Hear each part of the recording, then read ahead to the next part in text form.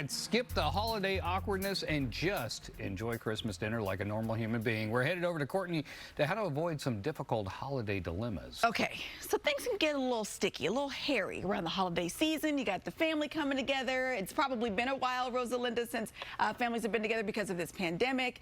So there are some things that we should probably just leave off the table. Put the decorations on the table and leave some of these things off the table. We've got Rosalinda Randall with us, our civility expert. Rosalinda, can we talk about, first off, those nosy questions that we sometimes get at these holiday gatherings? Yes, and I believe a little bit, not to blame social media because I love it, sure, but so many people are okay posting every little thing that in our minds we sort of forgot that some people still, want to preserve a little bit of privacy or get to know you a little better before they start disclosing everything about them. One of the things you can do if somebody says, what we really want to do is none of your business, or, you didn't just ask me that. And you could. Some people, depending on the question, might deserve a response like that. But just to keep it simple, without getting dramatic over it, I appreciate your interest, but it's not something I want to discuss now. So, have you tried the shrimp? Deflection.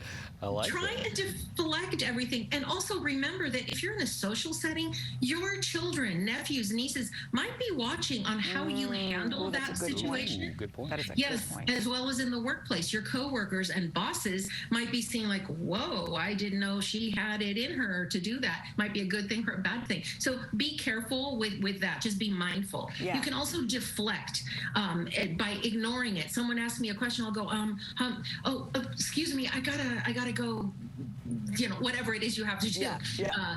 You can ask them a question. I don't recommend the same question, but just something else. What's your favorite recipe? Do you have a holiday tradition you're renewing because of COVID? The weather, the party. I think the weather is a very underrated topic because that can go anywhere. That's true. Skiing, snowing, shopping, fireplace. I mean, everything. So those are some of the things that you can do to stop a nosy neighbor or nosy person. Okay. Now, sometimes these things are hard to avoid because they are very timely. They're just very topical. It's those hot topics, right? But some of those hot topics are so controversial, and you've got a mix of different people and different ways of thinking. How do we avoid that kind of stuff? You can't. Oh. It depends. If you're familiar with, Cousin Bob or whatever that typically likes to engage in controversial topics, try and avoid it. Try and have a few things in the back that you can refer to. For example, old family memories. Or remember that time we went to the lake, or, just so that you can control the conversation. Yeah.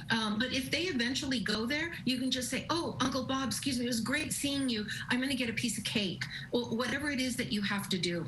For people who do that, I always ask, what is your point? Are you trying to change people's mind, ruin a party, have people hate you? I mean, because that's really what people start to avoid you. And there are people who do what I call the drop and walk. They love to get you in a corner and then talk at you, whatever the topic is. Sometimes it's just personal stuff and you feel caged in.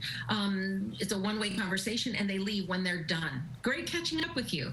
Another one is a topic starter, and I know a couple of those who have a group and they like to throw in that hot controversial topic, just say something about it and sit back and just watch all it stir up the mess. Conflict. Yeah. And to avoid it, for you, if you feel that you can engage civilly, because we used to be able to do that. Opposing views had a conversation and, hey, slap each other on the chest or the arm and move on. Yeah. But if you start yourself feeling upset, excuse yourself. Say, it's not the time and the place for it, and then walk away. Just say simply, excuse me.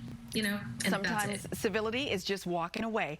Rosalinda Randall, the author of Don't Burp in the Boardroom, Keep Your Distance, and your electronic book that's out as well, How to Survive the Holidays Without Having a Meltdown.